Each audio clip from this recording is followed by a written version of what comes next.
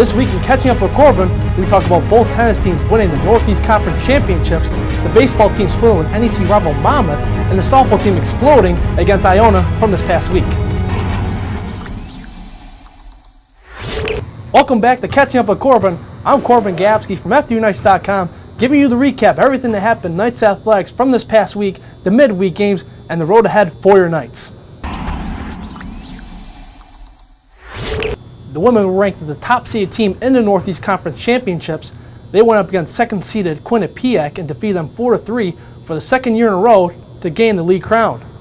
Anna Rapport and Nicole Chis won at number 1 doubles in nail-biting fashion 8-5.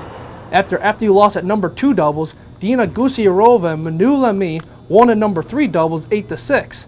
A doubles point for the Knights turned out to be the difference in the match. If you had any nails left after the doubles match, the singles matches were just as nerve-wracking. Anna Rapport gave the Knights a 2-0 lead after winning at number 1 singles 6-2, 6-0. After dropping at number 2 and at number 3 singles, Gusierova stepped up big for the Knights, winning at number 5 singles 6-2, 6-4. All day, though, the Bobcats clawed their way back and knotted the match at 3 after winning a number 6 singles. The championship match came down to number 4 singles, where Celine Mayer clinched the match point for the Knights. Mayer actually lost the first set 7-5, but went into beast mode and won the next 2 sets 6-2 and 6-3. The Knights again returned to the NCAA Championship. That tournament runs from May 10th to the 12th. The first round started on May 10th. The selection show for the event is April 30th, where the opponents and locations will be announced. Let's talk about the men's tennis team, who were actually the second seed in the Northeast Conference Championships. They faced off against top-seeded Bryant, who gave the Knights their lone conference loss of the season back on February 15th. The Knights pulled off an epic comeback against Bryant to give them their second straight NEC title and avenge their only conference loss of the season. The Knights dropped the doubles point as they fell at both number 2 and at number 3 doubles, and they found themselves in an even deeper hole when Bryant took a 3-1 lead after winning 2 of 3 singles matches. Ibrahim Shams was the lone winner at number 2 singles 6-1, 6-1. With the Knights facing elimination, Peter Svarka started the comeback, cruising at number 5 singles 6-2, 6-1. Arvis Burns then tied the match at number 1 singles when his match went to 3 sets. The reigning NEC Player of the Year rallied from a set down to take the final 2, 6-4, 6-4. With the match tied at 3, the Knights clinched the NEC berth with freshman Marcus Stroberg won in 3 sets at number 6 singles. Stroberg fell in the first set 6-2 before he came back to win 6-3 and 6-2 and the next 2 sets to win it for the Knights. The NEC Championship for the Knights was their 12th in program history. The Knights again returned to action May 10th to the 12th in the NCAA tournament. The selection show is April 30th, next Tuesday, where the opponents and locations will be announced. The Fairleigh Dickinson men's golf team competed in the Monmouth Spring Quad match last week on Thursday, April 18th, and finished in a first-place tie with Monmouth. 4 of the Knights finished in the top 10 individual leaderboard. Leading the Knights was freshman Jordan Jones, who shot a 72, which was 1 over par, while Tom Barnes tied for 3rd, Alejandro Rivera tied for 5th, and David Gaylor tied for 9th.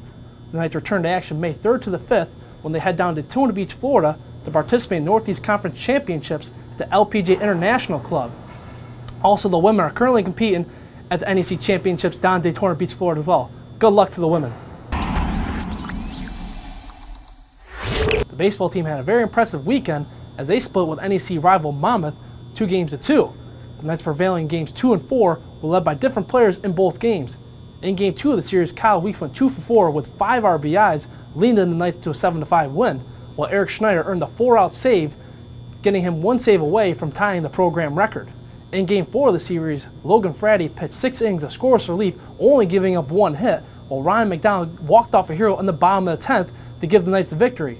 McDonald also went 5 for 15 in that series as well. On Tuesday, the Knights blanked Siena, the first-place team in the MAC, 1-0. Freshman Nick Cuno put together the best start of his career and did not allow a run in 7 innings, but he was given a no decision.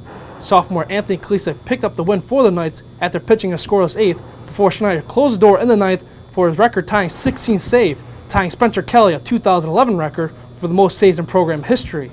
Sophomore Jordan Ritz drove home fellow classmate Jose De Leon when an RBI sacrifice fly in the bottom of the 8th for the only run of the game. Kyle Weeks also extended his hit streak to 7 games as well. The baseball team returns to action to head down to Maryland on Friday to compete in a 4-game NEC Conference Series matchup.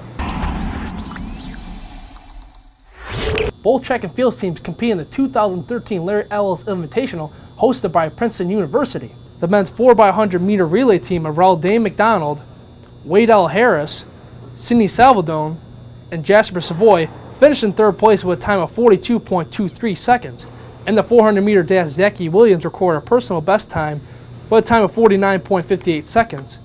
And for the women, Kenesha Brown set a personal record with a time of 58.60 seconds in the 400 meter dash. The Knights will return to action this week as they had the prestigious Penn Relays April 24th to the 27th. The Knights faced off in 2 NEC doubleheaders this past week, splitting at Quinnipiac on Saturday and losing both games at Central Connecticut State on Sunday.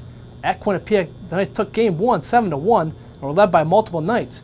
Mikhail Fernandez and Courtney Sly both collected their 6th home run of the season, while Lauren Stavro pitched a complete game 7 innings, getting 5 strikeouts, only giving up 1 run. The Knights dropped game 2 of the doubleheader to Quinnipiac 4-0. A strong pitching performance by Samantha Lemon's 7+ innings wasn't enough for the Knights fell in walk-off fashion. The Knights fell to a 7-9 Northeast Conference mark after being swept by first-place Central Connecticut State on Sunday. The Knights came back on Wednesday of this week, though, defeating Iona 9-1. The Knights were led off by a home run by Maddie Weiland, while Cindy Zamuto collected 2 doubles and 4 RBIs, and Mary Shaughnessy finished the game with a home run. Now for our newest segment at FDUNights.com, let's check out our Play of the Week.